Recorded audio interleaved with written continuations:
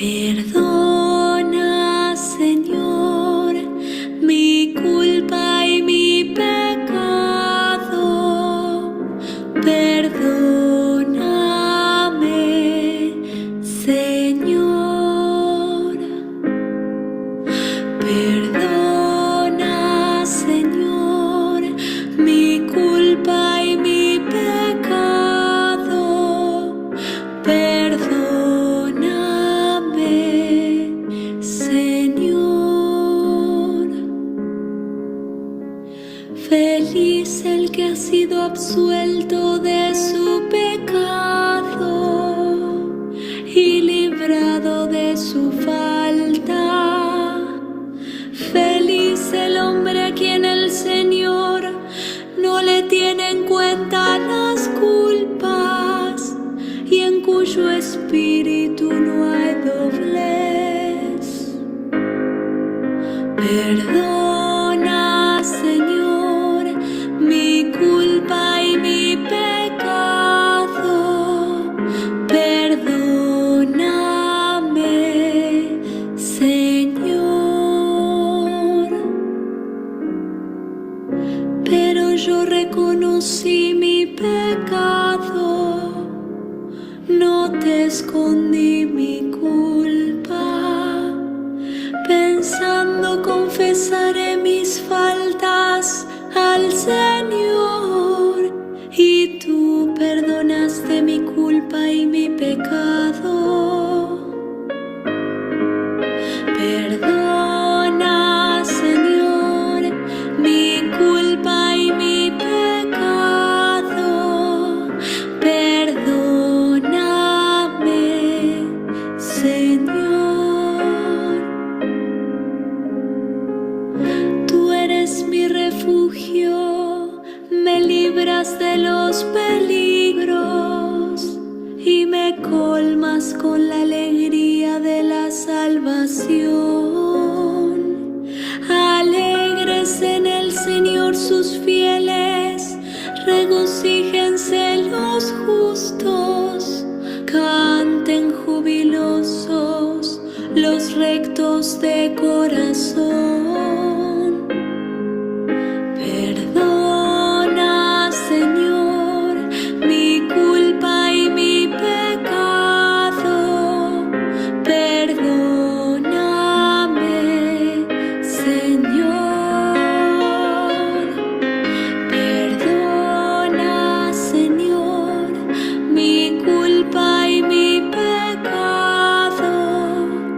Perdóname, Señor.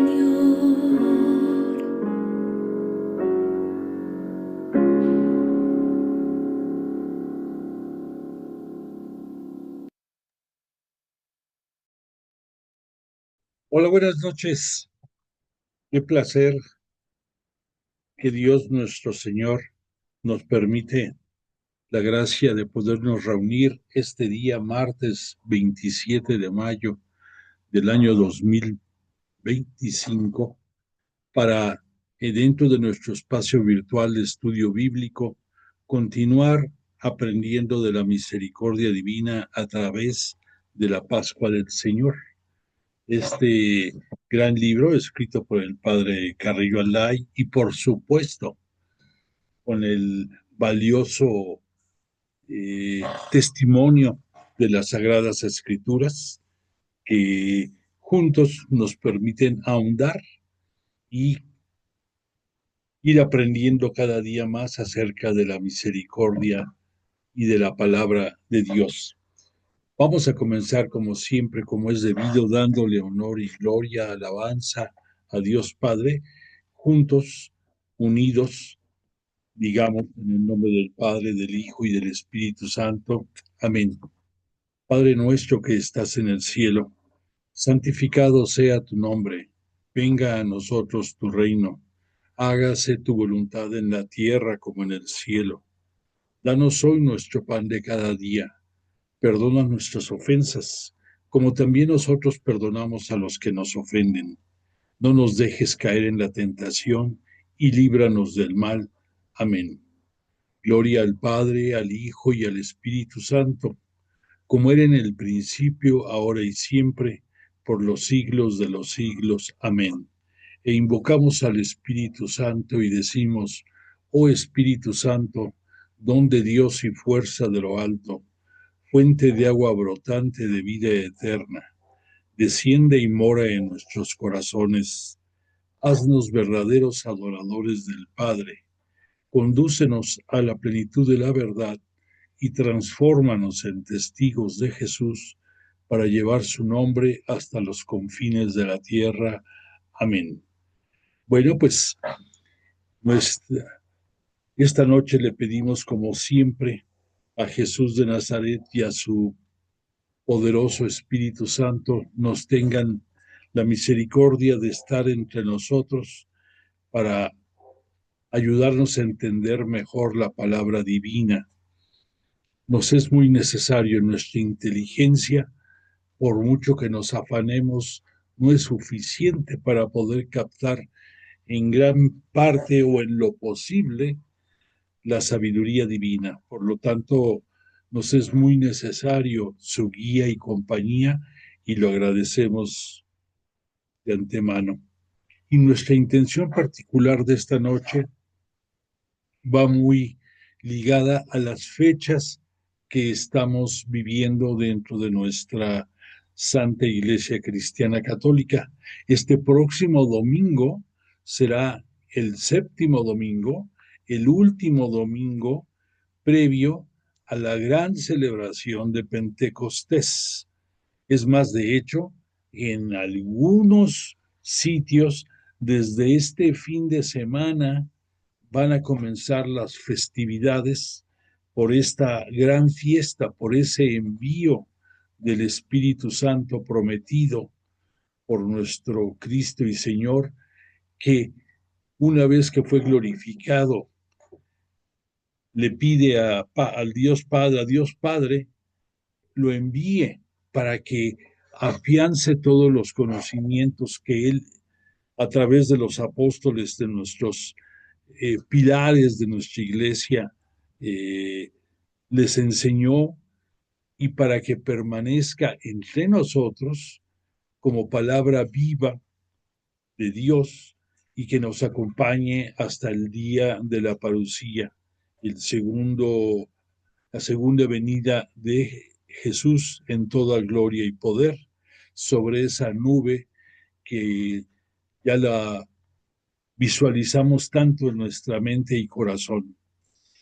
Y esta intención particular va muy enfocada, porque voy a dar un dato curioso, pero si los estudios de los calendarios no fallan, porque pues tenemos, recordemos, en aquellos tiempos y todavía en la actualidad, se utiliza el calendario gregoriano, el calendario juliano, había el calendario lunar de las autoridades religiosas judías, muchos calendarios. Pero si los pasamos entre una de las posibilidades, de acuerdo a fechas, sin meterme a más detalles, te puedo decir que mañana, día 28 de mayo, sería una fecha coincidente del día de Pentecostés del año 30, el año original en que el Espíritu Santo descendió sobre los apóstoles y la Virgen María y las santas mujeres reunidas en el cenáculo, aquel glorioso día, ese día en el que oficialmente nació nuestra única santa Iglesia Cristiana Católica Apostólica del rito romano, esa iglesia fundada por nuestro Rey y Mesías, por Jesús de Nazaret, está,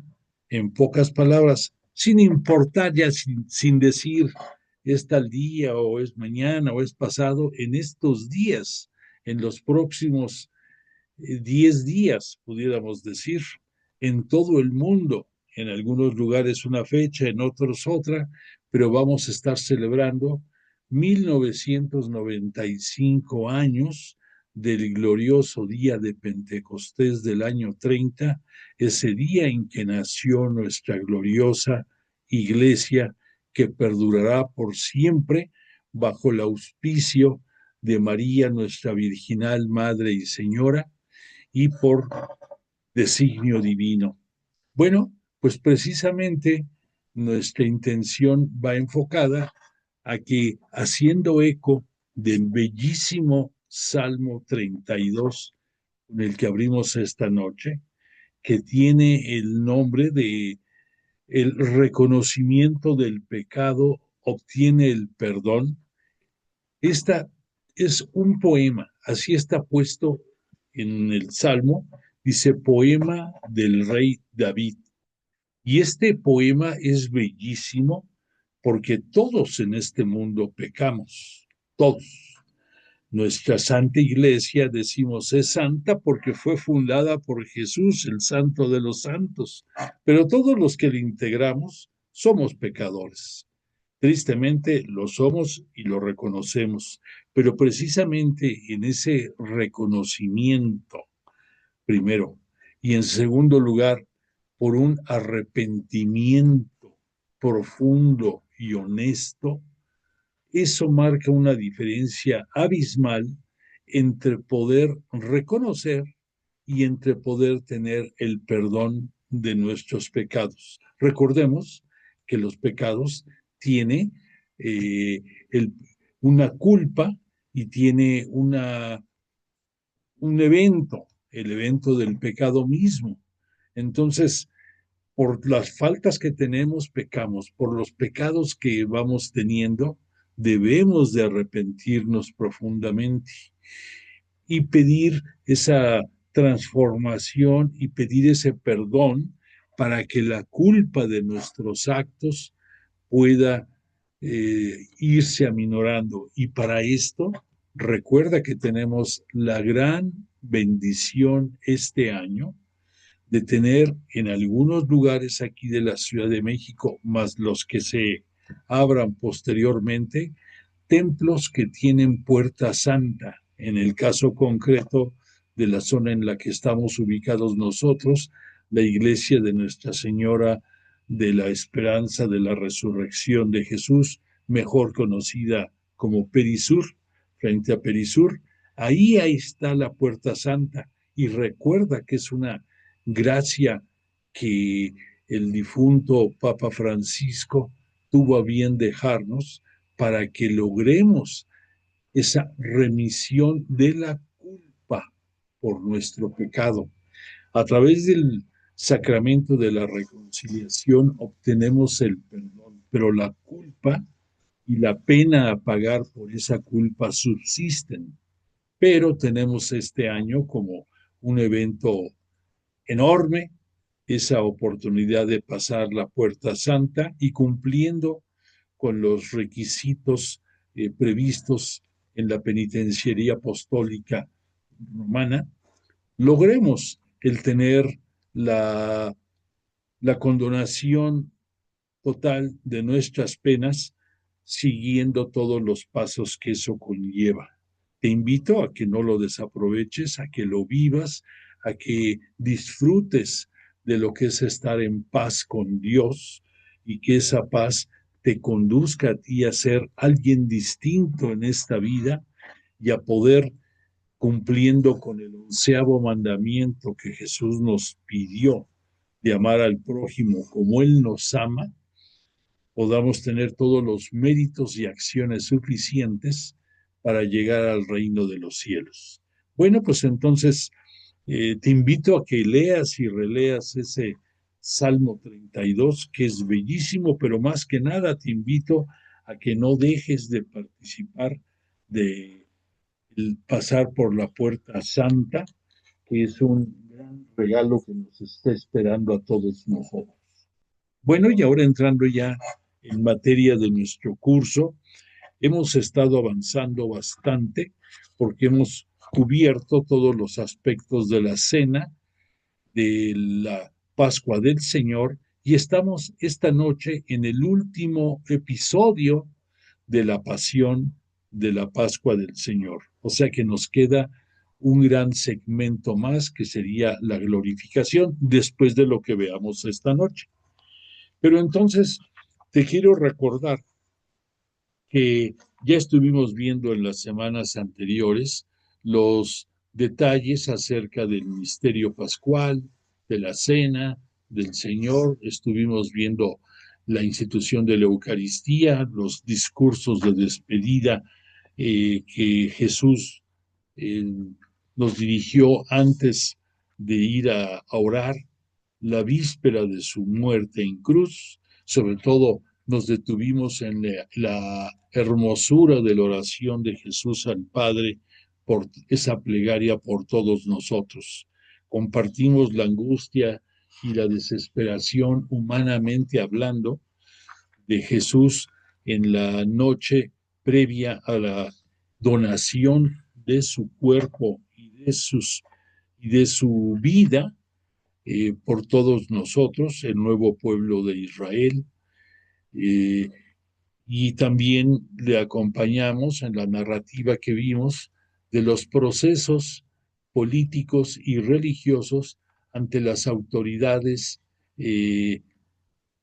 los sacerdotes y el sumo sacerdote ante algunos testigos del Sanedrín desde el punto de vista religioso, y también estuvimos viendo el interrogatorio, el aspecto político del proceso ante Pilato, eh, asusado por la chusma enardecida que los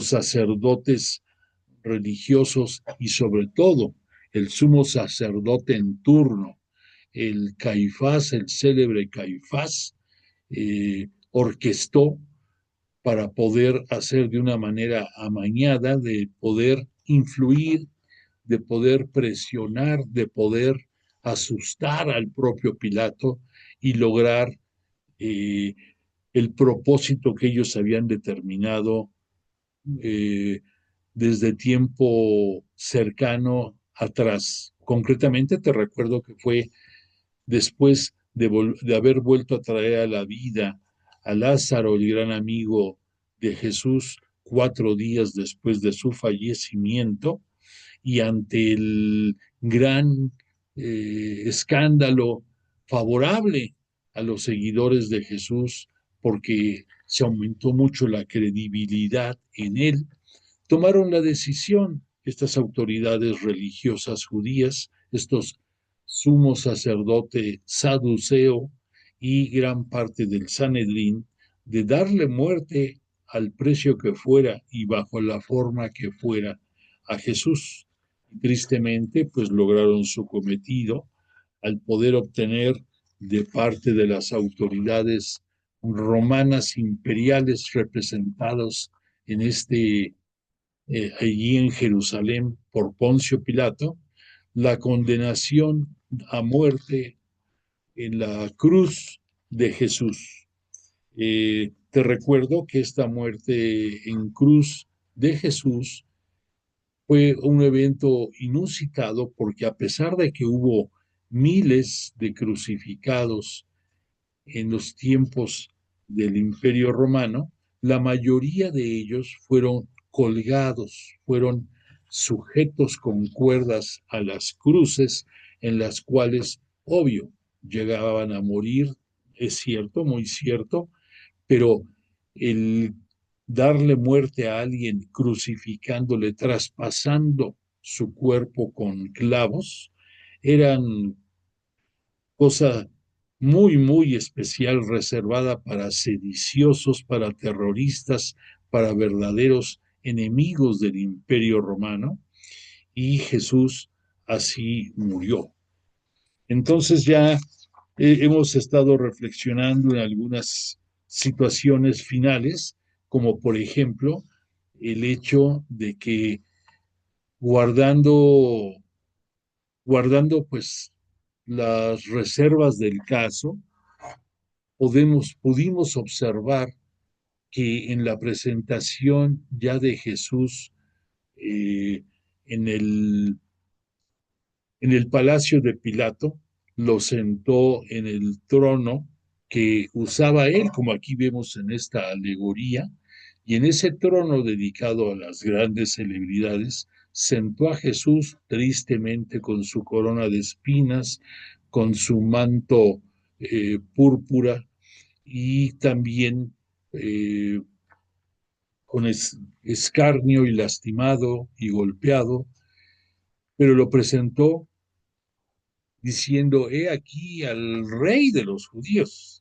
Entonces, podemos contemplar que él y al mismo tiempo los soldados que tristemente le pusieron la corona y que con una caña le golpearon en la cabeza y le invitaban a profetizar, a jugar, pudiéramos decir, a ver quién le había golpeado.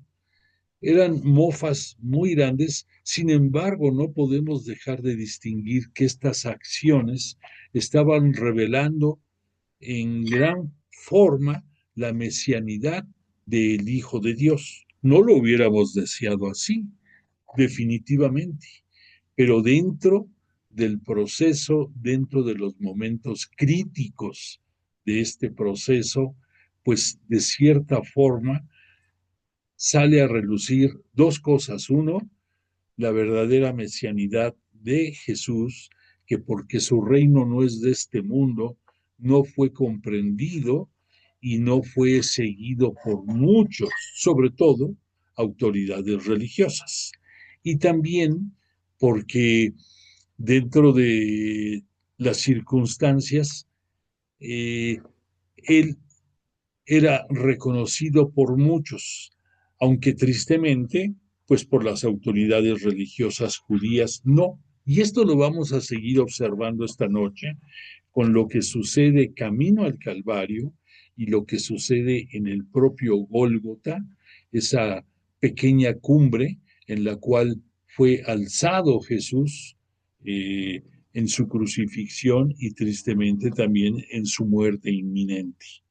Vamos a tener aquí que en el camino hacia el Calvario vamos a tomar como primera escena la aparición de Simón de Cirene. Este Simón de Cirene, aquí, bueno, terminando con los procesos, y aquí vamos a ver, bueno, vamos a dejar esta imagen porque nos va a servir para esta noche y nos inspira mucho.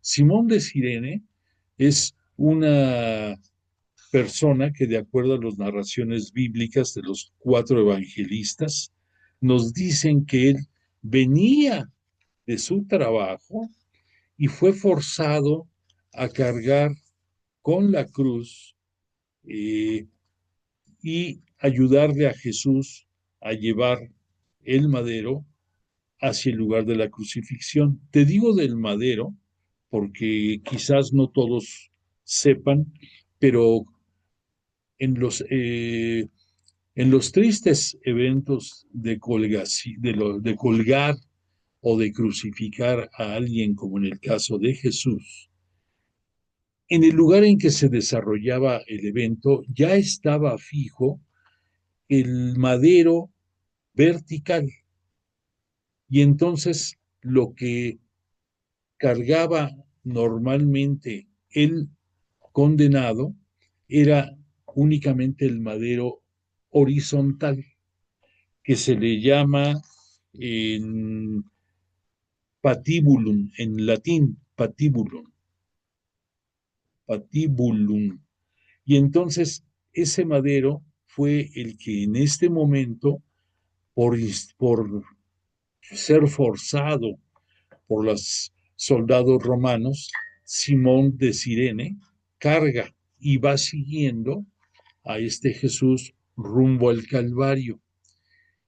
El que Simón de Cirene lo haya hecho, fue obligado, repito, nos indica, nos refuerza la idea de qué día era cuando estaba pasando esto. Porque si él estaba regresando del trabajo, era que el día era laborable o había sido laborable. Por lo tanto, coincide con que es el viernes, víspera del Shabbat y víspera de, en ese año, de la celebración de la Pascua judía. Entonces esto nos ubica para saber, para reforzar el por qué las autoridades religiosos no se atrevieron a ir al palacio de Pilato y orquestaron que fuera la chusma a escandalizar y a lograr su propósito, porque estas autoridades religiosas judías no podían contaminarse de ir a sitios como el palacio de Pilato. Estaban en víspera de las celebraciones. Es curioso, fíjate, más que la celebración de la Pascua, para los judíos, sobre la Pascua está la importancia del Shabbat. En ese año coincidieron en el día ambas, pero que te quede como un dato curioso. Para los judíos, el día más importante es el Shabbat.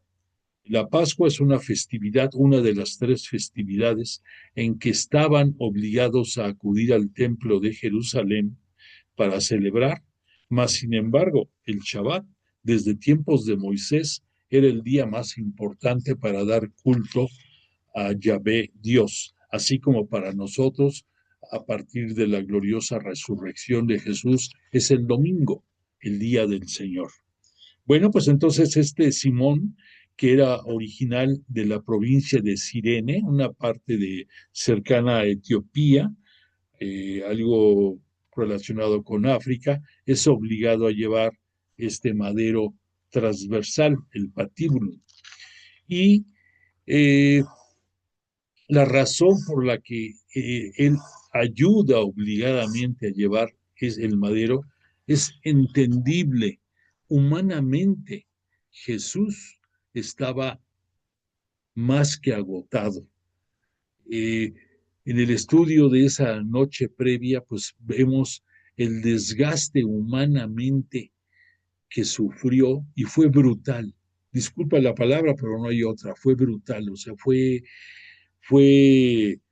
lapidado, fue flagelado, fue coronado de espinas, sufrió escarnio, no durmió en toda la noche, fue ultrajado, no tuvo un proceso legal como debió haber sido, fue víctima de las burlas de la chusma, fue, fue desesperante esa noche y él soportó todo. A pesar de todo esto, para todos los evangelistas, Jesús es quien lleva el control de la situación, es quien conduce los eventos dentro de este triste momento de su pasión, y por doloroso y trascendente que sea, él siempre confió en su Padre y siempre manejó las cosas inspirado por el Espíritu Santo y sufriendo las consecuencias que esto llevaba. Sobre Simón de Cirene, déjame decirte otro detalle. Él tiene dos hijos, uno de nombre Rufo o Rufus, que así fue conocido entre muchos, y otro de nombre Alejandro. ¿Qué importancia tienen estos jóvenes? Pues se supone que este Rufus, por lo menos, fue conocido del apóstol Pablo. En su epístola a los romanos, cita a Pablo en determinado momento que manda saludos a Rufus y a su madre, a la cual la considera también madre de él. Se está refiriendo a este Rufo, lo cual nos hace ver que tanto Simón de Cirene como su familia, posterior a este evento de haber acompañado a Jesús en este drama rumbo al Calvario, fue la semilla que hizo que después él se convirtiera y toda su familia al cristianismo, y que de sus hijos, por lo menos Rufo, él participó activamente en la misión de llevar la palabra a los confines de la tierra. Entonces vamos a ver en estos momentos finales de la vida de nuestro Maestro y Señor cómo sin decir en los momentos ninguna palabra, su acción misericordiosa conquista los corazones. Entonces, aquí tanto Simón de Cirene como Rufo son dos de los beneficiados de haber Simón acompañado al maestro. Otro detalle final que te quiero decir es que la cruz, hay muchas, eh, hay muchas posibilidades, pero es muy probable que la cruz en la cual fue clavado Jesús fuera una cruz que le llaman una cruz comisa, que no tuviera la parte alta que aquí vemos en esta cruz. Había cruces con la parte alta, había otras que no la tenían. Esto, esta posibilidad está basado en una circunstancia, fíjate. Muchas ocasiones vamos a ver en eventos posteriores, sobre todo cuando los que estamos estudiando el Apocalipsis, vamos a ver que se nos habla de un sello sobre los cristianos.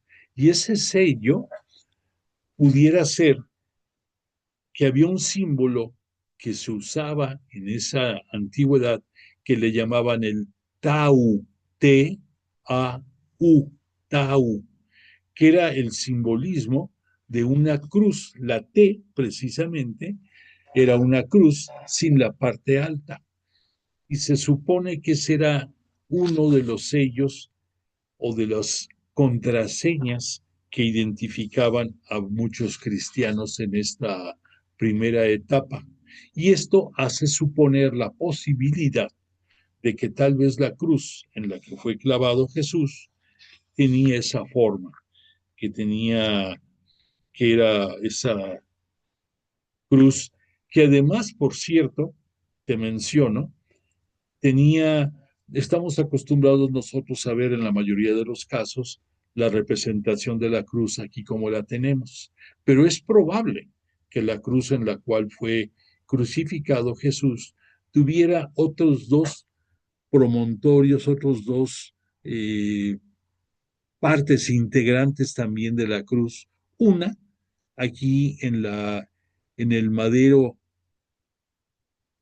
vertical, que pudiéramos decir que dividía, que abría las piernas del pobre colgado, o en este caso de nuestro maestro crucificado. Y era para obligarlo a tener una postura más incómoda. Pero en la parte inferior tenía una especie de, de descanso, valga la expresión.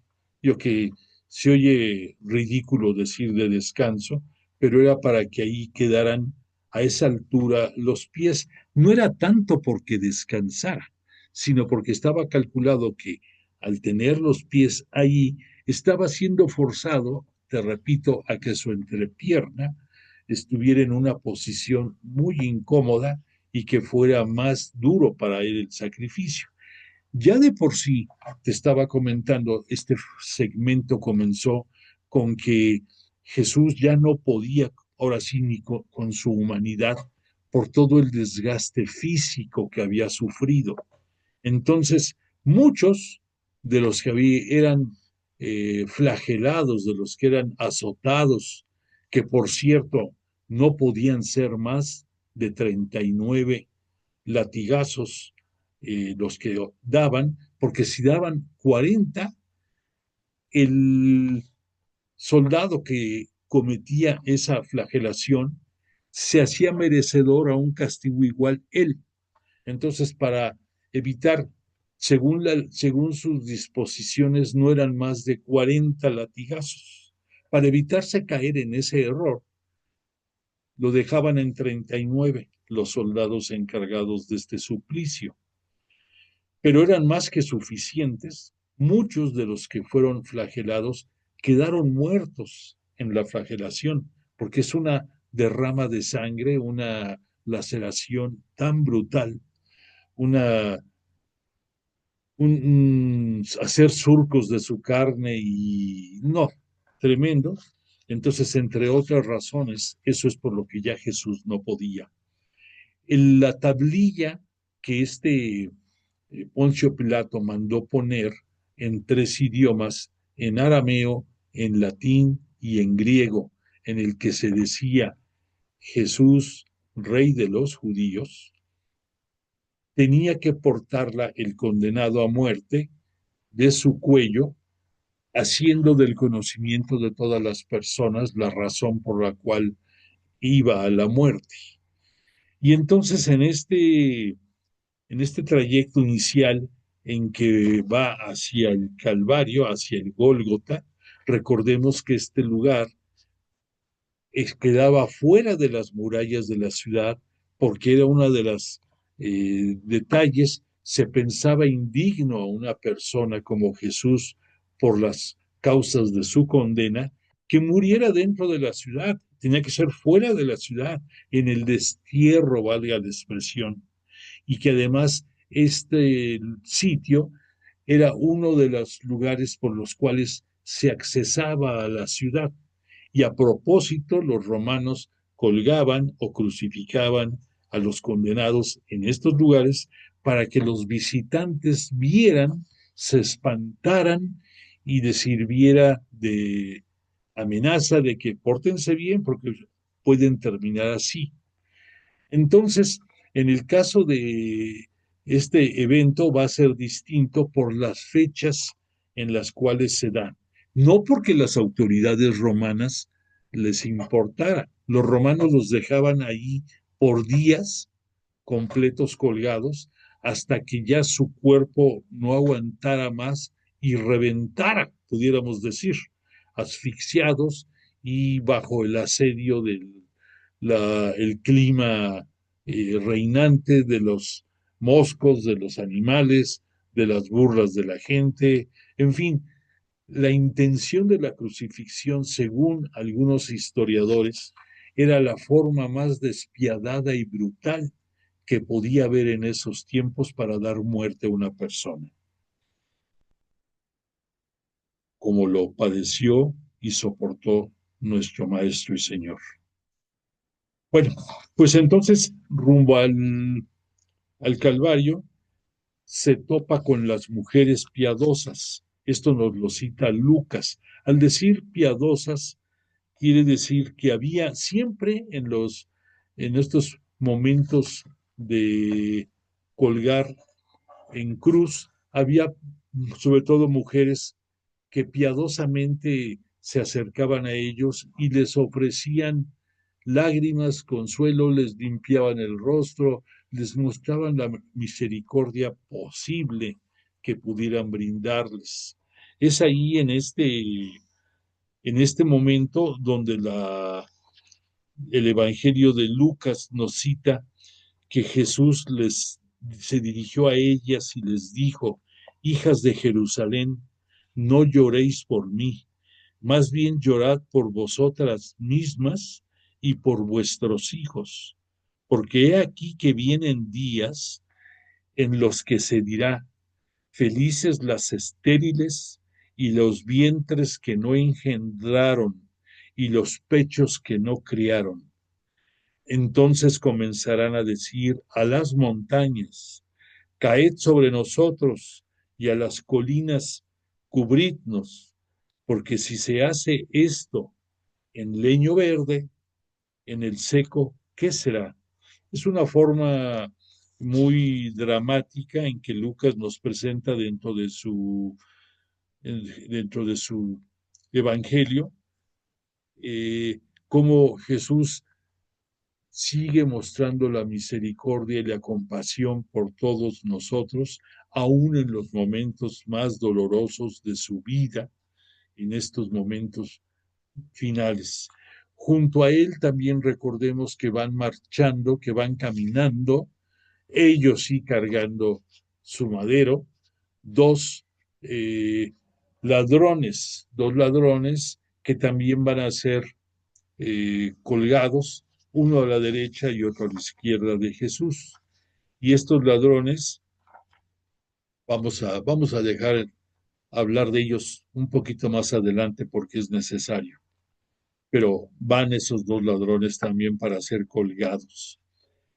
Después ya en la crucifixión misma nos cita que el Calvario se le conocía también popularmente como el Calvarius locus o lugar del cráneo, porque tenía una forma de cráneo bastante, bastante curiosa. Por eso se llama Gólgota, porque eso quiere decir lugar del cráneo en arameo. Y entonces este promontorio, porque tiene más o menos una altura como de 5 metros, y de ahí parte la cruz hacia arriba, en lo cual pues calcula, le estamos hablando de otros 2,5 metros más.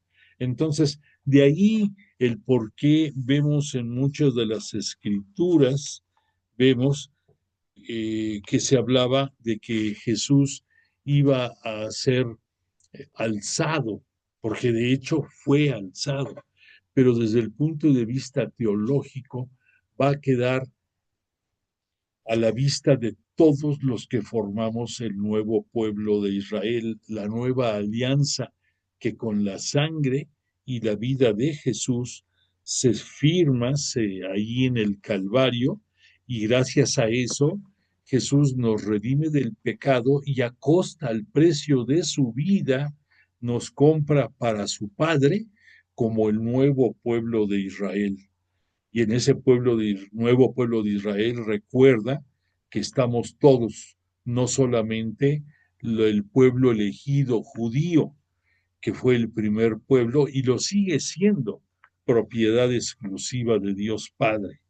Bueno, pues en este trayecto también es en donde, de acuerdo a las profecías, como por ejemplo en Proverbios capítulo 24, versículo 74, se cita la figura de que se le quiere dar al Hijo del Hombre vino con mirra. Ya hablamos que la mirra es ese elemento vegetal aromático y perfumado que le ofrecieron los magos de Oriente cuando lo conocieron en Belén. Es una sustancia que combinada con vino le ofrecían a los condenados que iban a ser colgados como una bebida que los embotara, que los sacara de control y que les hiciera vivir, pudiéramos decir, con un poquito más de misericordia el triste momento que iban a vivir. Pero Jesús lo rechazó, no lo quiso probar. De acuerdo al Salmo 69, en su versículo 22 dice, en mi sed me han abrevado con vinagre. Es la alusión a este momento que Jesús estaba viviendo.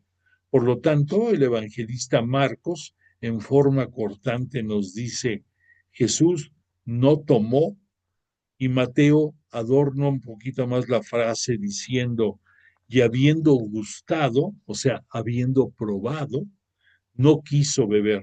O sea, probó, vio, distinguió que era ese vino con mirra y no quiso beberlo. ¿Cómo lo debemos de interpretar nosotros? Que Jesús no quiere bajo ninguna circunstancia perder el control de las acciones que él está dirigiendo espiritualmente y no quiere tener nada que lo distraiga. Después los evangelistas, los cuatro, nos citan que fue crucificado. Me quiero referir en este caso, vamos a decir a ver cómo lo pone Marcos. Es interesante. Dice, y lo crucifican, y con él crucifican a dos ladrones, uno a la derecha y otro a la izquierda. ¿Por qué Marcos es tan escueto? Recordemos que el Evangelio de Marcos está eh, destinado para ser elemento que refuerce la fe de los cristianos perseguidos en Roma, tanto por Nerón como más adelante va a ser también por Domiciano. Estamos aquí hablando de que este evangelio apareció en el año 64. Lo que estamos viendo aquí, la acción, se desarrolla en el año 30. Entonces, este Marcos es profundo y es conmovedor en muchas descripciones, pero es escueto en la forma de narrarlas. Entonces, es lo que dice este Marcos. Lo que te decía acerca de la cruz en forma de T, que así pudo ser, te repito, en latín, esa forma de cruz se le llama cruz comisa, y la forma tradicional, la que estamos viendo, se le conoce como cruz inmisa. Los brazos del condenado en ambas podían ser sujetados a la cruz mediante cuerdas o clavos. En nuestro caso, por ser el relato de la resurrección de Juan, sabemos que Jesús fue clavado. Además, en el mástil vertical había dos soportes, como te estaba yo diciendo. Uno a la altura de la entrepierna, llamado cedile, otro en la parte baja, que recibía las plantas de los pies. Junto con Jesús fueron crucificados dos malhechores, que según Marcos y Mateo eran ladrones, uno a cada lado y Jesús en medio. Tradiciones tardías se han preocupado por guardar sus nombres. Desde, en la Sagrada Escritura no nos dan los nombres de estos malhechores. Sin embargo, aquí nos cita la tradición, que recordemos que la tradición es el conocimiento que de generación en generación y de boca en boca ha ido pasando de muchísimas creencias que son refuerzo en la fe popular y soporte para todos nosotros de lo que las escrituras y el magisterio de la iglesia nos dicen.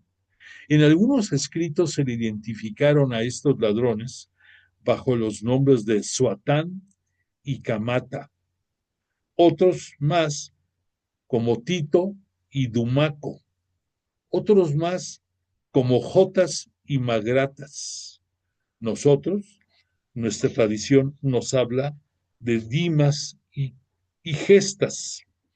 Y este Marcos, apoyándose en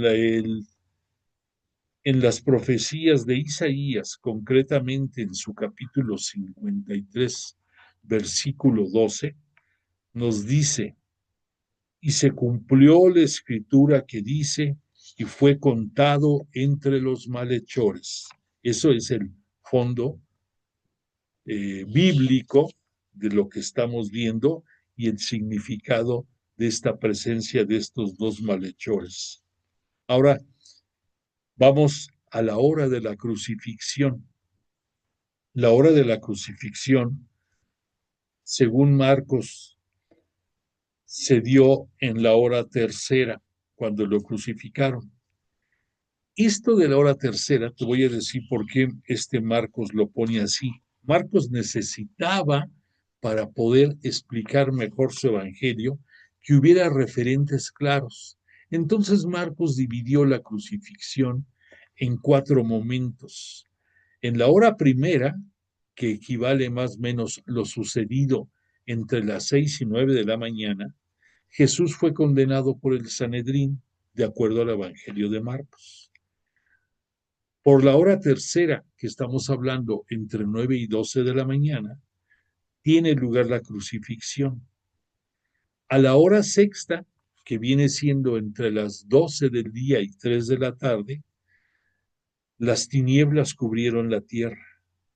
Y en la hora novena, las 3 de la tarde, Jesús muere. Esto fue el orden con el cual Marcos presentó en su evangelio la trayectoria de la crucifixión. Ahora, el mismo tablilla que portó Jesús como motivo de su condena fue colocada en la parte alta de la cruz, y ahí, para que lo entendamos mejor, Mateo nos lo cita de esta forma. y colocaron sobre su cabeza el motivo de condenación así escrito: Este es Jesús, el Rey de los judíos. Hay pequeñas diferencias entre la narración entre los cuatro evangelistas, pero lo único que es evidente que en los cuatro se coincide es en decir que Jesús era el Rey de los judíos, y eso lo decía la tablilla. En algunos decían, aquí decía Jesús, en otros no lo decía, pero en todos, Jesús, Rey de los judíos. Entonces recordemos que esto fue escrito tanto en hebreo, es más, hay quien dice que no era hebreo, que era arameo, que es la lengua semítica, la lengua origen del hebreo, y la que hablaba Jesús, arameo, y que también estaba en latín y estaba en griego. Después recordemos que los sacerdotes, fíjate su hipocresía, a pesar de que era la víspera y no podían contaminarse acudiendo a lugares que no estuvieran purificados porque era la víspera de la Pascua y del Shabbat. Pero sí fueron a ver a Pilato para reclamarle que cómo estaba puesto en esa tablilla lo de el rey Jesús, rey de los judíos, que debiera de haber puesto: no escribas eso, sino que debes de poner, él dijo, soy el rey de los judíos. Pero Pilato ya había cedido demasiado y estaba harto por ir en contra de su propia voluntad. Recordemos que, entre otros puntos, se lavó las manos como una muestra dentro de los rituales en que él se declaraba ajeno a la condena que estaba expidiendo y que dejaba a los judíos que ejecutaran la orden. Respondió Pilato: lo que he escrito, lo he escrito. Después vamos a ver, dentro de este momento, lo que nos dicen los evangelistas con base a la repartición de las vestiduras. Quiero decirte, para que entendamos mejor esto, vamos a remitirnos al Salmo 22, en su versículo 18. Ese salmo dice: dividiéronse mis vestidos y sobre mi túnica echaron suertes. Vamos a ver cómo nos lo narra este Juan, porque es importante la manera en que lo hace. Dice Juan: los soldados, cuando hubieron crucificado a Jesús, tomaron sus vestidos e hicieron 4 partes, una parte para cada soldado. Y la túnica era sin costuras, tejida de una pieza desde arriba.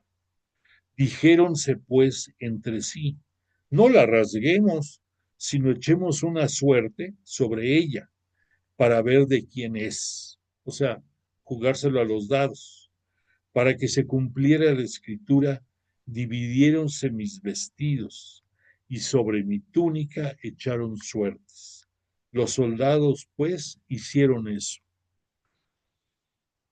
El detalle profundo que nos debemos de contemplar nosotros, además de que se cumple otra más de las partes de la escritura, es la siguiente: estos 4 soldados están representando los 4 puntos cardinales del mundo conocido, y los 2 ladrones también están representando a los no judíos, concretamente, o sea, al pueblo, al pueblo, no al pueblo judío, sino a las autoridades religiosas judías. Gestas, el malo, el mal ladrón, y Dimas, el buen ladrón, está representando a los paganos. Entonces, tenemos en esta escena, perdóname, simbólicamente a todo el mundo presente en el momento de la crucifixión. Entonces, además de que se cumplen las escrituras, estos vestidos de Jesús Es una manera teológicamente de ver que va a llegar a los confines de los 4 puntos cardinales su palabra. Y en el caso concreto de los ladrones, repito, en el caso de Gestas, es la representación de las autoridades religiosas judías que no quisieron aceptar la mesianidad de Jesús y que por esa razón ese ladrón va a estar increpando a Jesús y pidiéndole que si es el Mesías, que se salve él y que lo salve a ellos, o sea, condicionando la mesianidad para conveniencia de él. Creo que está bastante claro que es cierto que ahí está representado las autoridades religiosas judías.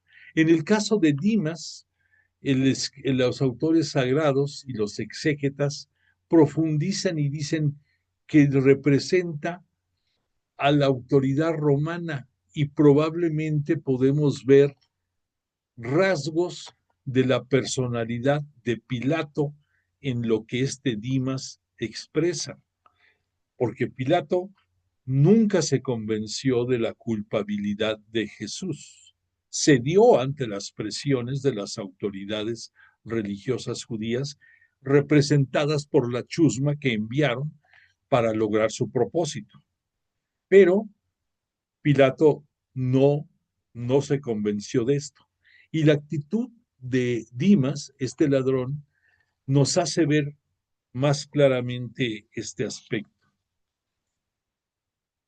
porque él le reconoce que él es malhechor, reconoce por otra parte que la actitud de Gestas se está ofendiendo a la divinidad de Jesús, reconoce en Jesús al Mesías y le pide que cuando llegue su reino se acuerde de él. Entonces es algo muy profundo que a simple vista no lo vemos. Otro detalle importante con relación a la túnica sin costuras. Para algunos estudiosos, la túnica sin costuras, algunos le identifican como una túnica de las que usaban los reyes y que también usaban las autoridades religiosas cuando eran ungidos, que claro que es razón suficiente para que así fuera esta túnica sin costura de Jesús, pero hay un elemento más importante. El que sea sin costura es la representación de que la iglesia de Jesús, la que él está dándole nacimiento, debe de mantener siempre la unidad, debe de estar siempre todos juntos y por lo tanto no cabe la posibilidad de que haya una costura en esa iglesia. ¿Qué va a suceder? Vamos a ver dentro de los eventos posteriores a la crucifixión, que nos habla, entre otras cosas, que el velo del templo, ese telar que estaba entre el altar de los sacrificios y el santo de los santos, se rasgó y ahí teológicamente lo vamos a entender como que es el final de un tiempo antiguo. Y por eso es cuando Jesús se refirió en los momentos de su proceso al decir que, por un lado, su reino no era de este mundo y por otra parte, que el templo podía ser destruido y él lo levantaría en 3 días. Fíjate, no decía voy a hacer otro templo, sino lo voy a levantar.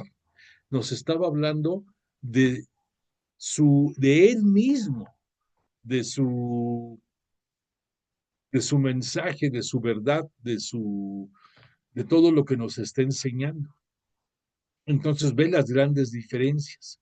Por lo tanto, sí cabe el que pensemos que esa túnica sin costura es la muestra de que la iglesia es una, que no debe de tener divisiones, que desgraciadamente con el paso del tiempo se han ido dando, tristemente, pero que creemos en Dios y creemos en su grandeza y creemos que cuando lleguen los tiempos finales, ahora sí, podamos estar unidos todos los cristianos, todos los creyentes en Cristo Jesús y a través de Él en Dios Padre, que podamos volver a estar unidos y olvidarnos de pequeñas diferencias que no tienen relevancia entre judíos, entre ortodoxos, entre seguidores del Islam, entre hermanos protestantes, entre cristianos de diferentes, eh, ritos, pudiéramos decir, siempre y cuando no entren ahí todos los que son sectas, eso es otra cosa. Pero las, los que creemos en Cristo, pues debemos de hacer honor a esta túnica sin costura para que vivamos con hechos y no con palabras el que la iglesia es una. Bueno, pues entonces Jesús estando en la cruz, vamos a ver que pronunció 7 palabras, mismas que tenemos aquí, y que de estas 7 palabras son recopilaciones de, aquí vemos cada una de esas palabras y quién fue el autor evangélico que lo recopiló, el capítulo y el versículo. Pero vamos a ver aquí con un poquito más de detalle datos importantes de cada una de estas 7 oraciones, 7 frases, lo que conocemos tradicionalmente como 7 palabras, pero pues son palabras unidas por pensamientos, acciones y por gran legado de parte de Jesús hacia nosotros. La contemplación de estas palabras, vamos a verlo, eh, vamos a verlo de acuerdo a lo que cada uno de los evangelistas recopiló. Déjame comenzar por este Lucas, aquí en esto que vemos la tercera palabra, que dice, Padre, perdónales, que lo tiene en su capítulo 23, versículo 46. Dice, y cuando llegaron al lugar llamado Cráneo, lo crucificaron allí y a los malhechores, uno a la derecha y otro a la izquierda. Pero Jesús decía, Padre, perdónales, porque no saben lo que hacen. La plegaria de Jesús a su Padre en el instante extremo de su sufrimiento, poco antes de morir. Si Jesús había predicado la misericordia y el perdón, en este momento él daba la prueba máxima de esa virtud excelsa, fruto del amor. Perdónales porque no saben lo que hacen. Esta afirmación no se refiere a los soldados que estaban cumpliendo, ejecutando la orden de crucificarlo. Era su responsabilidad y obligación. Se está refiriendo a la oración de Jesús por el pueblo judío, no su propio pueblo de Jesús, porque el propio pueblo de Jesús somos tú y yo, y muchos más, entre ellos el pueblo judío. Pero aquí está pidiendo perdón por los jefes del pueblo judío. Ellos sí eran realmente culpables y necesitaban más que nadie un gran perdón. Las pruebas de ceguera voluntaria que vimos en los sumos sacerdotes, de odio y de duplicidad de parte de los judíos hipócritas, los que le condenaron, no faltan en Lucas. Sin embargo, lo que Jesús quiere significar es que los judíos, el pueblo, no alcanzan a comprender la enormidad del crimen que se está celebrando. Y Jesús eleva su plegaria eficaz en favor de ellos, implorando de su Padre el perdón. Después, el mismo Lucas en su capítulo 23, versículos 42 y 43 nos dice, hoy estarás conmigo en el paraíso. Los insultos a Jesús en la cruz en el cuadro en que Lucas ha colocado la admirable palabra de misericordia y de amor, arrancada del corazón de Jesús con una plegaria humilde y confiada de un pecador arrepentido. Levantado Jesús en cruz, sufrió ultrajes de todo el mundo, representados en aquel momento por los transeúntes, por los dirigentes del pueblo, por los soldados, por los malhechores que con él sufrían el mismo suplicio. Marcos y Mateo describen a los transeúntes injuriándolo, a Jesús moviendo la cabeza, diciendo, si este es Mesías, que se salve. Estas injurias son determinantes y las palabras de Jesús brotan de su corazón de Jesús, y si él va a ser capaz de ser el nuevo Mesías del templo, va a salvarnos a todos nosotros sin necesidad de descender de la cruz. Él lo va a hacer, pero lo va a hacer dentro de su mesianidad.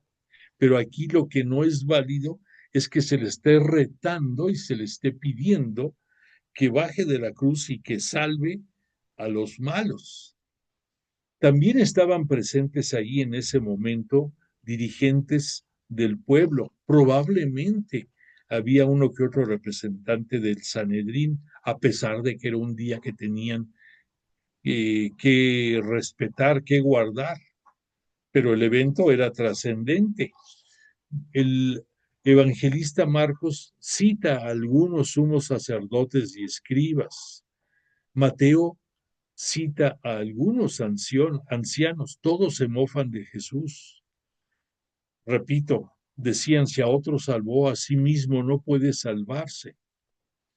Estos formularios, y sobre todo en Lucas, recuerda el pasaje de Isaías 42:1, el 42:1 de Isaías. Este es mi siervo a quien yo sostengo, mi elegido, en quien me complazco. He puesto mi espíritu sobre él. Entonces estamos viendo aquí que además de que con Jesús se está cumpliendo esta parte de la profecía, nos habla que aún dentro del abandono no está solo Jesús, su Padre está con él y se sigue complaciendo en la forma en que Jesús está cumpliendo los designios y Dios Padre está siendo glorificado a través de Jesús, por lo cual también Jesús deberá ser glorificado por todas sus acciones que desarrolló en vida y sobre todo aquí en su pasión y muerte. Dentro de la muchedumbre, la chusma, no faltaba quien dijera, si este es hijo de Dios, si es justo, que le asista, que lo salve, que lo libre de las manos de sus enemigos, de los soldados. Los soldados también se burlaban y decían, si tú eres el rey de los judíos, sálvate a ti mismo. Pero Lucas es el único que recuerda las burlas de los soldados, que hacen eco a lo que los jefes judíos decían. Aprovecha la oportunidad de ofrecer, después de este momento, le ofrecen a Jesús vinagre para mofarse de él como rey de los judíos. Y entonces le ofrecen vinagre a Jesús y Jesús también lo acepta. Y esta aceptación de Jesús nos recuerda también lo que en las Escrituras dice, y también lo dice en relación. Ahorita te lo voy a buscar. Pero también déjame remitirme a lo de que mencionan las Escrituras de los ladrones y lo que dicen los evangelistas. Dice Lucas, uno de los malhechores suspendidos de la cruz lo insultaba.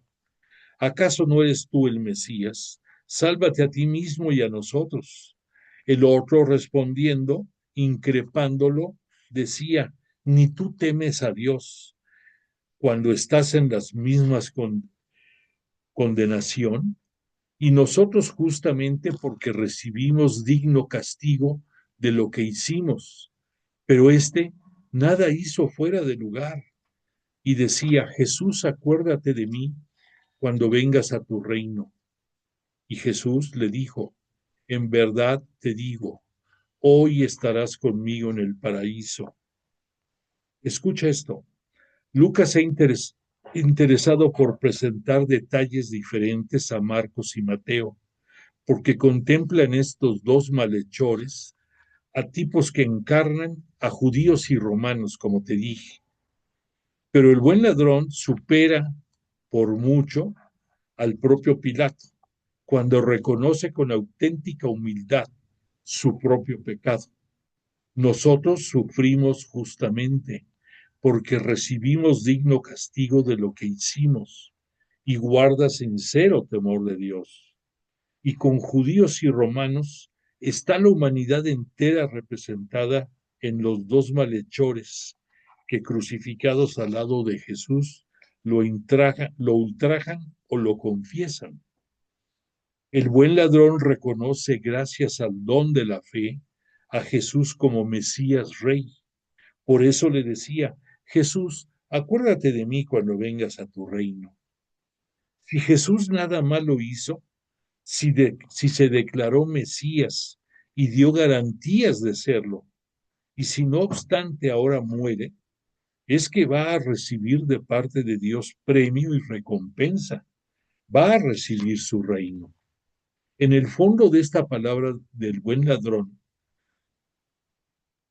se presiente lo que Jesús mismo dijo: veréis al Hijo del Hombre venir con las nubes del cielo. Esto lo dice Marcos en su capítulo 14. Mi reino no es de este mundo, mi reino no es de aquí, lo dice Juan en su capítulo 19. Jesús respondió, en verdad te digo, hoy estarás conmigo en el paraíso. Te repito otra vez, hoy estarás conmigo en el paraíso. Hoy estarás conmigo en el paraíso. Las tres partes de esta sentencia son importantes. Hoy no es un mundo futuro o lejano, sino es una felicidad presente. Estarás conmigo. Lo esencial de la felicidad, tanto en el Antiguo como en el Nuevo Testamento, es estar con Dios. Después de la resurrección de Jesús, las almas, en el sentido bíblico, están con Él desde el momento de su muerte, aun cuando no podamos saber dónde o cómo o bajo qué condiciones se realice esa experiencia misteriosa. Cierto, sabemos que tú, yo vamos a vivir nuestra Pascua y en ese instante que dejemos este mundo terrenal, en ese mismo instante estaremos ante la opción de llegar al reino de los cielos si decidimos el vivir conforme a como Jesús nos lo pidió.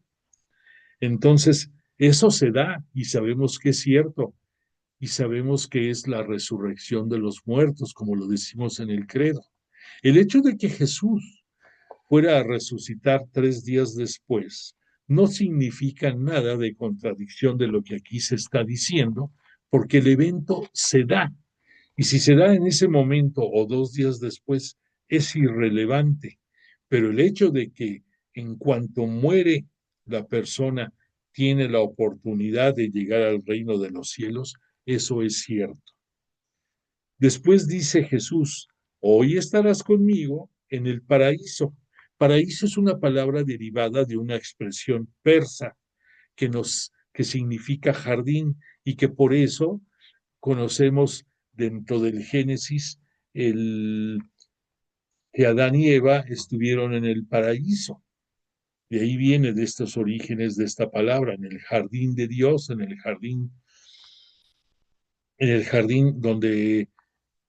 eh, donde estuvo el paraíso. Y entonces aquí lo que Jesús le da a saber a este buen ladrón es toda una catequesis que nos recuerda un poco a lo que sucedió con la samaritana cuando él en su momento, y lo vamos a ver aquí más adelante, le ofrece agua del Espíritu Santo. Aquí Jesús le está ofreciendo un don al buen ladrón y se lo está ofreciendo de corazón y por supuesto que se lo va a cumplir. Hoy es la palabra clásica para Dios, en el cual es omnipresente, es, no tiene, no tiene ni principio ni fin y está presente siempre. Por esa razón tú ves que en los cirios pascuales se pone en la parte alta un alfa, en la parte baja se pone una omega y en la cruz que está al centro se pone el año, que es para que tengas tu claridad de que Jesús, nuestro Cristo y Señor, es siempre el principio, el presente y el fin. Por eso es así el cirio pascual. Bueno, pues entonces vamos a ver ahorita otra de las palabras cuando dice Jesús, Padre, en tus manos encomiendo mi espíritu. Inmediatamente después de la promesa hecha al buen ladrón, Lucas narra con solemnidad la muerte de Jesús. Esto ya había sido escrito en el Salmo 31, versículo 6, por si quieres tú referirte ahí. En este salmo dice, en tus manos abandono mi vida y me libras, Yahvé, Dios fiel. Eso dice en su origen el Salmo 6. El Salmo, perdón, 31, versículo 6, disculpa. Pero aquí Lucas nos cita, y era ya como la hora sexta, y se produjo una oscuridad sobre la tierra entera hasta la hora novena. Habiéndose eclipsado el sol y la cortina del templo se rasgó por en medio, y habiendo clamado con fuerte grito, Jesús dijo, Padre, en tus manos entrego mi espíritu. Habiendo dicho esto, expiró, de acuerdo a la narrativa de Lucas. Un fuerte grito subraya la trascendencia del momento. Jesús se sirve de este salmo, como se sirvió de toda la escritura, para expresar los sentimientos más profundos de su corazón. La última palabra de Jesús encierra la plenitud de su confianza filial. En el momento supremo de su vida se entrega a Dios con la tranquilidad de quien está en manos de un padre. Y entonces aquí vamos a ver una reflexión importante. Aquí Lucas nos está hablando que se oscurecieron todo entre las 12 y 3 de la tarde.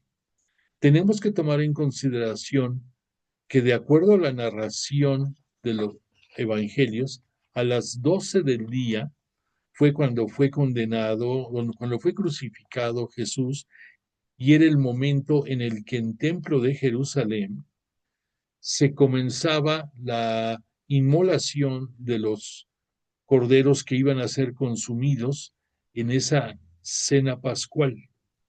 No es casualidad. El Hijo del Hombre, el siervo sufriente de Yahvé, está siendo inmolado, pudiéramos decir metafóricamente, está siendo sacrificado, está ofrendando él su vida en la cruz, al mismo tiempo que los corderos. Por lo tanto, esta es una muestra palpable de la que Jesús es el Cordero Pascual que nos redime. Por otra parte, sabemos que Dios siempre se apoya en la naturaleza para muchos eventos trascendentes. Y el hecho de que aquí Lucas ponga que se oscureció la tierra y que lo atribuyen también como que el sol se eclipsó, no es tanto que hubiera habido un eclipse de sol. Aquí lo que tenemos nosotros que tener claridad, estamos en las afueras de Jerusalén, en una zona en que comienza el desierto, en que en esa época y en algunos momentos hay un polvo muy fino que se produce en las arenas del desierto, que se le conoce con el nombre de Hamsin. Haz de cuenta, Hamsin, o sea, Jasmin, Hamsin. Y el efecto que este polvo produce es que se va elevando y va tapando la luz que hay en determinado lugar. Entonces, te lo comento esto no como una justificación, sino algo para que tú comprendas que los eventos de la naturaleza tienen dos razones. Uno, que el cosmos y la naturaleza se manifiestan ante los eventos más importantes de la humanidad. Así como cuando nació Jesús se manifestó por la estrella de Belén, que fue lo que guió a los magos de Oriente para que llegaran al pesebre de Belén, aquí también la naturaleza se está manifestando porque está muriendo el Hijo de Dios, no es para menos. Pero además de eso hay este evento que se relaciona con en este tiempo, en esos momentos, y que nos aterriza más parte de lo que pudo estar pasando en ese momento. O sea que es cierto, sí se oscureció, sí en esas 3 horas hubo oscuridad en esa parte de Jerusalén y no era para menos. Teológicamente y cosmogónicamente había razones para que se diera. Después tenemos el tiempo encima de lo que estoy viendo aquí, perdóname. Nos falta de ver otras palabras más, pero no podemos en los minutos que nos queda profundizar mucho. Pero te menciono nada más. Aquí vemos que hay la palabra que está aquí al final, que corresponde a Marcos y Mateo, de Elí, Elí, lama sabactaní, eso es en arameo, que es como probablemente lo pronunció Jesús en ese momento, pero ya traducido al español, al castellano, lo podríamos contemplar como Dios mío, ¿por qué me has desamparado? Quiero, quiero darte aquí una explicación del sentido de esta palabra. No es un grito de desesperación como algunos autores dicen. Jesús nunca pudo perder la confianza de su Padre. Lo que está manifestando Jesús en estas palabras es un sentimiento de desamparo indescriptible. Jesús, que venía a quitar el pecado del mundo, se siente cubierto del pecado de toda la humanidad, de todos los tiempos, y por lo tanto, muy lejos de Dios. Si tú estás en pecado, no estás cercano a Dios. Jesús también recordemos que fue humano, que tuvo la divinidad terrestre, pero como humano tuvo los mismos sentimientos, sensaciones que cualquiera de nosotros. Entonces es natural que dentro de su misión salvadora, él en estos momentos, en estos instantes, se siente cubierto de todos los pecados de todos nosotros, incluyendo los tuyos y los míos. Y entonces se siente muy alejado del Padre por los pecados que tiene. Y entonces sabe que necesita liberarse de esos pecados y de esas. Él no tiene las culpas porque él no los cometió, pero sí los pecados los carga. Todos los pecados de todo judíos, romanos y todos los que venimos.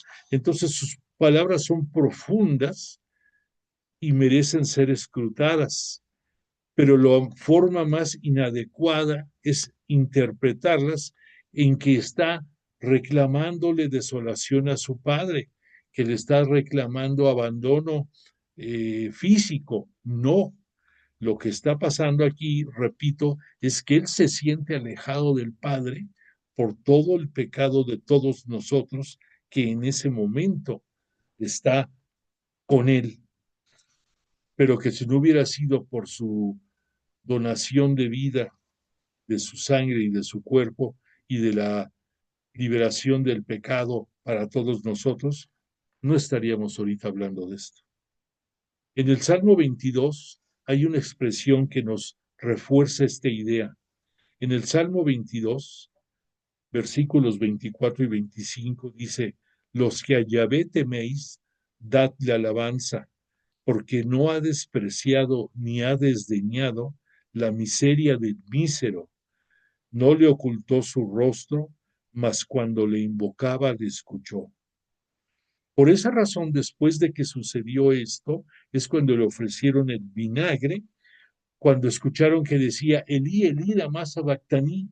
Aquí hay una narración porque se supone que Elías, el principal profeta del judaísmo, aunque ellos dicen que es Moisés, pero Moisés, aunque fue el liberador, pero no fue profeta, Elías sí lo fue. Y Elías, eh, se, en la tradición judía, se le tenía como que venía a asistir a los moribundos en su trance de muerte. Entonces, por esa razón, cuando dice Elí, Elí, algunos de los que están en esta escena piensan que está invocando a Elías. Y como parte del ritual de esto que se daba, es cuando le ofrecen a él el vinagre para calmarlo en estos momentos de desesperación. Y por esa razón es por lo que se dice también que Jesús da un fuerte grito. No es tanto el grito físicamente, la tonalidad, la fuerza, la potencia, sino al decir que da un fuerte grito es que se centra en la profundidad de su corazón y manifiesta todo lo que carga su atribulado corazón en estos momentos. Eso es lo que debemos de entender cuando vemos lo de fuerte grito. Bueno, pues entonces ya con esto no podemos avanzar más y nos faltan palabras de ver, lo cual vamos a dejarlo pendiente para la próxima semana, pero le agradecemos a Jesús de Nazaret y a su Espíritu Santo el que nos están acompañando para entender estos momentos sublimes de su ministerio, de su entrega, de su donación de vida por la remisión de nuestros pecados, por el amor que nos manifiesta, por haber sido el portavoz en los tiempos de la plenitud enviado por su Padre, Dios nuestro, nuestro Dios Padre. Le agradecemos mucho y le pedimos que nos siga ilustrando, que nos siga moviendo. Le pedimos que nos ayude a que en estas celebraciones próximas que van a empezar este fin de semana en muchos lugares sobre Pentecostés, los vivamos todos a plenitud, más que nada, hoy más que nunca unidos a la misericordia y bondad divina a la que Jesús nos tiene. Y pues deseo que todos nosotros tengamos salud junto con nuestras familias, que tengamos días de paz y de tranquilidad y que si Dios lo permite el próximo martes continuemos para ver si podemos avanzar y poder vivir el día de Pentecostés nuestro, la celebración nuestra, todos juntos. Agradezco mucho tu presencia, te invito a dar fe de tu presencia y te pongo la canción de cierre. Y nuevamente agradezco tu presencia. Que descanses.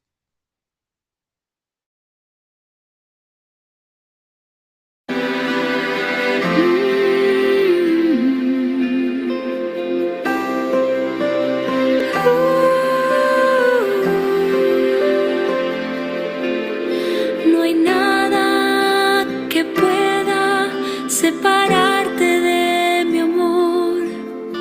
No hay nada que pueda separarte de mi amor. No hay nada,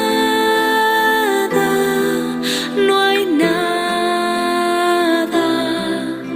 que pueda separarte de mi amor.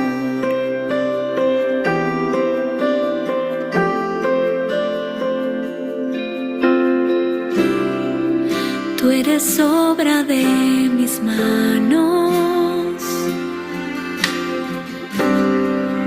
con amor yo te he creado, de gran precio a mis ojos, para mí tú eres valioso, yo te amo y soy tu Dios. No hay nada que pueda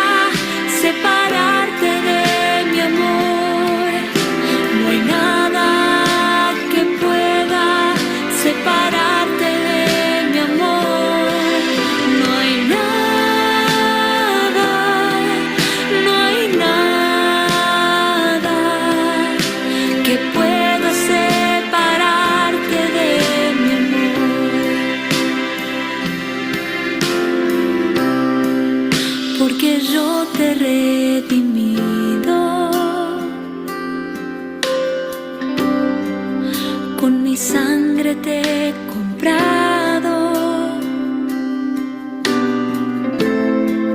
Y hoy te llamo por tu nombre, porque tú me perteneces. Yo soy tu Salvador. No hay nada que pueda separarte de mi amor. No hay nada que pueda separarte de mi amor. No hay nada, no hay nada que pueda separarte de mi amor.